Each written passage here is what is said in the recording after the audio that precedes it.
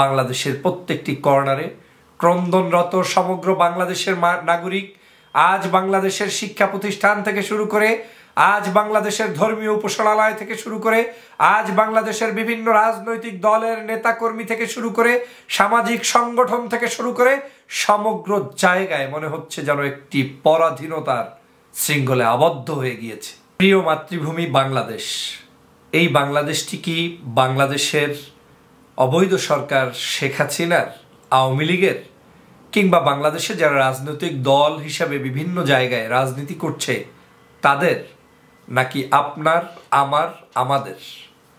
এই প্রশ্ন যদি বাংলাদেশের জনগণের কাছে রেখে যাই তাহলে 90% মানুষ বিশ্বাস করেন যে বাংলাদেশটা জনগণের। কিন্তু আজ দুঃখ ভরাক্রান্ত হৃদয় নিয়ে বলতে হচ্ছে বাংলাদেশটা এখন আর জনগণের কাছে নেই। বাংলাদেশটা হয়ে গিয়েছে এই 1-2% কিছু অসৎ লোকের কাছে বন্দী, যারা আজকের এই বাংলাদেশের সমগ্র অধিকারগুলোকে বঞ্চিত করে, জনগণের অধিকারগুলোকে বঞ্চিত করে তাদের নিজেদের একটি রাষ্ট্রে পরিণত করেছে। এই রাষ্ট্রটাকে একটি পারিবারিক রাষ্ট্র বানিয়ে ফেলেছে, এই রাষ্ট্রটাকে একটি গোলামীর জিঞ্জির বানিয়ে ফেলেছে, এই রাষ্ট্রটাকে একটি অবৈধ শাসক গোষ্ঠীর উন্মাদনার কেন্দ্রস্থল বানিয়ে ফেলেছে। প্রিয় বন্ধুরা আমার, একটা বার নিজের বিবেকের কাছে প্রশ্ন তুলুন, যে আপনি নিজেকে জিজ্ঞেস করুন যে আমরা যখন 1971 সালে বাংলাদেশের স্বাধীনতা চেয়েছিলাম, স্বাধীনতা অর্জন করেছিলাম, সেই 71-এর চেতনা আমাদের কি ছিল? আমরা কি কারো গোলামি করার জন্য, আমরা কি ভারত, পাকিস্তান কিংবা আমেরিকা, চায়নার গোলামি করার জন্য আমাদের রাষ্ট্র প্রতিষ্ঠা করেছি, নাকি আমরা আমাদের দেশকে স্বাধীনভাবে পরিচালনা করার জন্যই আমাদের এই দেশকে স্বাধীন করেছি? তাহলে উত্তর পেয়ে যাবেন যে আমরা এই দেশকে স্বাধীন করেছি মানুষের মুক্তির জন্য, আমরা এই দেশকে স্বাধীন করেছি আমাদের সকলের বাক স্বাধীনতা, অধিকারকে প্রতিষ্ঠিত করার জন্য, আমরা সুপ্রতিষ্ঠিত হওয়ার জন্য, নিজের অধিকার নিজের কাছে ফিরে পাওয়ার জন্য।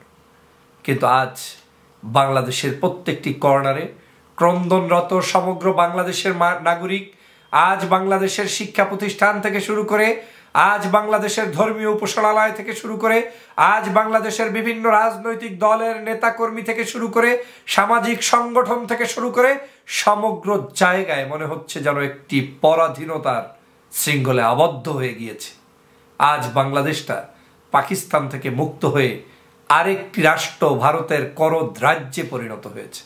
আজ এই বাংলাদেশ, স্বাধীন বাংলাদেশে স্বাধীন ভোটাররা স্বাধীন মতো ভোট প্রদান করতে পারে না, স্বাধীন বাংলাদেশে স্বাধীনভাবে কথা বলতে পারে না, স্বাধীন বাংলাদেশে স্বাধীনভাবে ধর্মচর্চা করতে পারে না, স্বাধীন বাংলাদেশে আপনার সামাজিক রাজনৈতিক অধিকার পর্যন্ত ভুলণ্ঠিত করে দেওয়া হয়েছে।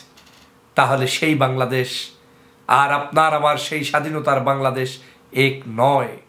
স্বাধীনতার চেতনার বাংলাদেশকে যদি প্রতিষ্ঠিত করতে হয় তাহলে এই বাংলাদেশের সকল অবৈধ পরাশক্তির জায়গায় আঘাত করে নিজের দেশকে নিজেই উদ্ধার করতে হবে। এই বাংলাদেশ অন্য কেউ উদ্ধার করে দিবে না। আমি কোন দল করি, কোন মত করি, কোন আদর্শ করি, এটা আমার দেখার বিবেচ্য বিষয় নয়। আমার মাতৃভূমি, এটা আমাকে দেখতে হবে, আমাকেই পালন করে লালন করে এটাকে প্রতিষ্ঠিত করতে হবে। এই মাতৃভূমিকে যে সকল শকুনেরা খেয়ে দিয়ে শেষ করে ফেলতে চায়, ওদের হাত থেকে বাংলাদেশকে রক্ষা করতে হবে। অতএব আসুন, দল, মত, জাতি, ধর্ম, বর্ণ নির্বিশেষে ঐক্যবদ্ধভাবে আপনার বাংলাদেশকে আপনি উদ্ধার করুন। কারো দলের উপরে দোষারোপ করে অমুকে পারলো কি পারলো না, কে উদ্ধার করবে কি করবে না, এটা না দেখে আমার রাষ্ট্র আমি উদ্ধার করব, আমার বলার অধিকার আমি বলবো, আপনার আমার যতটুকু অধিকার আছে ততটুকু আপনি প্রয়োগ করুন। তাহলেই বাংলাদেশ মুক্ত হবে এবং এই স্বাধীন বাংলাদেশ আপনি উপভোগ করতে পারবেন। সবাইকে ধন্যবাদ।